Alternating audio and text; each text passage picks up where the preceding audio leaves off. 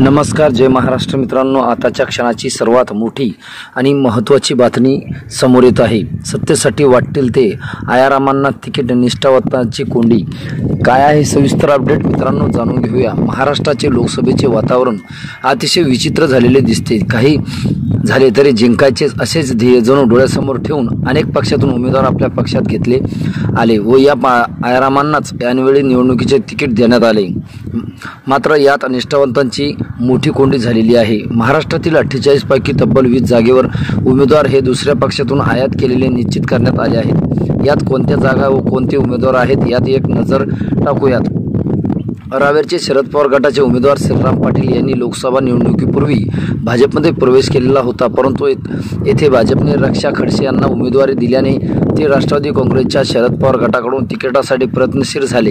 या ठिकाणी शरद पवार गटाकडून जिल्हाध्यक्ष रवींद्र पाटील इच्छुक होते, पण गेल्या लोकसभा निवडणुकीत त्यांना पराभवाला सामोरे जावे लागले असल्याने व इतर कारणाने येथे शरद पवार गटाने श्रीराम पाटील यांना तिकीट दिले आहे।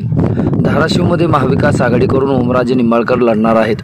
लोकसभेसाठी ही जागा राष्ट्रवादी काँग्रेसच्या अजित पवार गटाला मिळालेली असल्यानं त्यांनी राणा जगजित सिंग यांच्या पत्नी अर्चना पाटील यांना उमेदवारी देण्याचे ठरवले असल्याने एका अर्थाने येथेही राष्ट्रवादी काँग्रेसच्या अजित पवार गटाचे उमेदवार आयातच केला असल्याचं समजलं जात आहे। मित्रांनो, तुम्हाला काय वाटतं? तुमची प्रतिक्रिया आम्हाला नक्की कळवा। भेटूया पुढच्या व्हिडिओमध्ये। तुर्तास धन्यवाद।